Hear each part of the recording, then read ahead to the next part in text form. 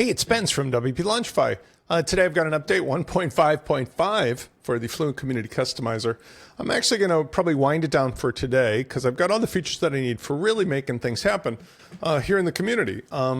What I've added today is the capability of when you're using certain functions of cadence in particular. They have a toggle modal, which allows you to have a really clean setup. I wanted to make it that you can put the trigger into the sidebar so that instead of just necessarily showing it in the screen, you can have a remote button or a link that triggers some toggle content. Again, this is specifically for the homepage feed replacement because when you're using the rest of the Fluent Community Customizer, we can already make pages and posts and all the other elements of WordPress unified. So the concept which I was asked by another person today is, well, why don't I just make unlimited amounts of pages that I can mix inside of toggleable windows in the community? And I say, because it's not necessary, because what we've already got is anything that you want to navigate to inside of the WordPress site is going to look similar enough because of the unified header and footer and theme that you can bounce people between a learn-lesson, a learn-course. You can go like, here's my homepage. But then when you go back to the club, or I'm calling mine the club, you can call yours the community, you get the experience that it feels like you're in the same space because it's got the same header, the same footer, the same color scheme. The ability to replace the home feed is strictly for the purposes of not having just a feed there. So it's just one place, and this toggleable window is just a nice little option because you can put an unlimited number of different toggles. So one of the things I could do, I'm not showing it here, is I could have multiple buttons that have multiple elements. And let me show you how I set that up. In this case, I was using the built-in capability of the elements. So back over here. And I was using the mobile pop-up content. Now, I'll show you how I can make multiples of this. You just need to name them specifically to match. So the link has to have the same class as the original name designated for the pop-up. So let's open up this cadence tool. Here I've got a row and it's got a learn more. And if I click on it, you can see the modal content is whatever I want. I just put a YouTube video. Notice when I set this up on the right-hand side, two things. First of all, is that if I go to advanced, I've got the custom open ID of learn more. Each of these modals has to have a unique open ID, okay? Because otherwise they'll just get confused. They'll have the same name.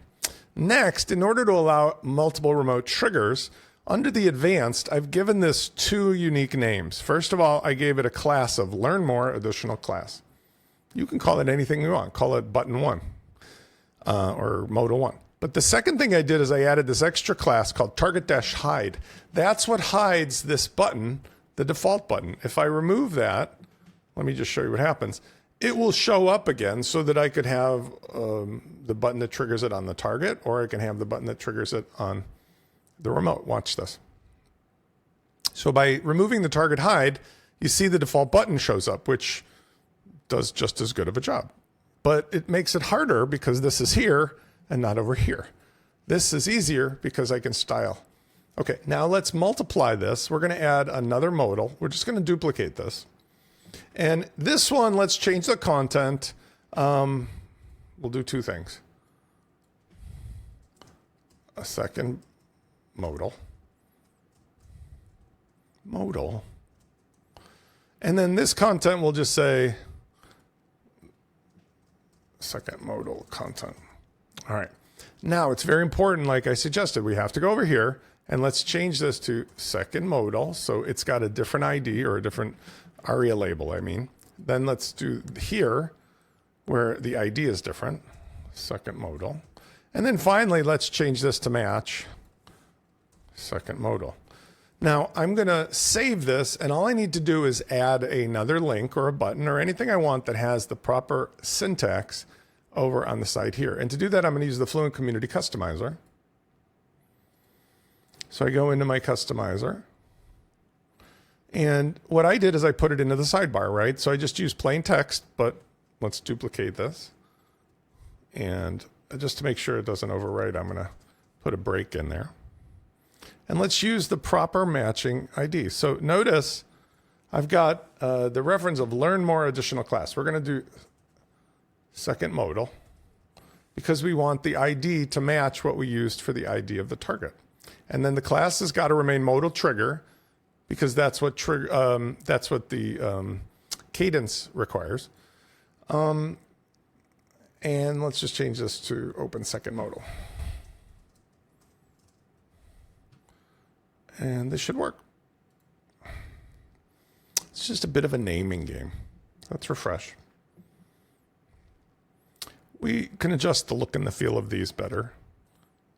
So second modal toggles the second modal, and obviously close them. They're one at a time. First one opens the first one. Let's adjust the style of this just a tiny bit. I use the break, but I think what I would do instead is I could do a hard return, or for example, I might put a paragraph tag around it, which would automatically give it a nice space. Okay. And again, you don't have to know CSS. You can actually use just the visual builder here if you want. I'm just doing this because it's easier.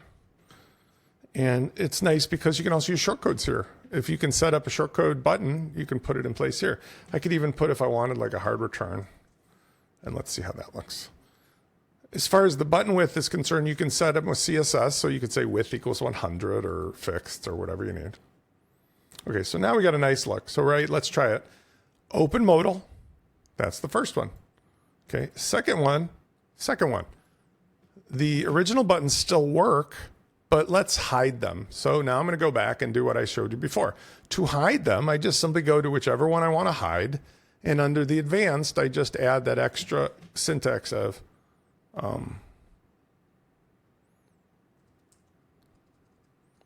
I think I said hide target. I've forgotten as much as I remember. I think it was hide target. It's either target hide or hide target. I just wrote the thing. I'm only human. Let's see if that's it.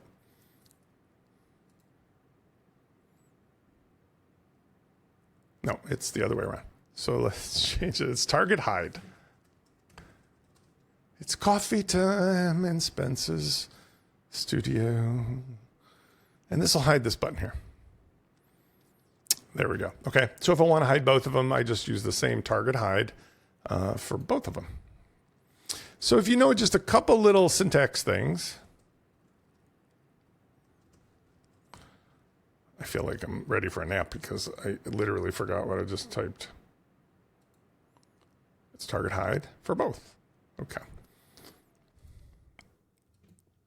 The neat thing about this is it gives you a lot of control with cadence because you have all those parameters that you can use to design and stylize, but you can also make the buttons or the links. So for example, if I didn't want to do this and I just kept it simple, I could just remove the class of button and this could be a link and I can style it with bigger or smaller and different fonts and so forth. So it's really pretty flexible.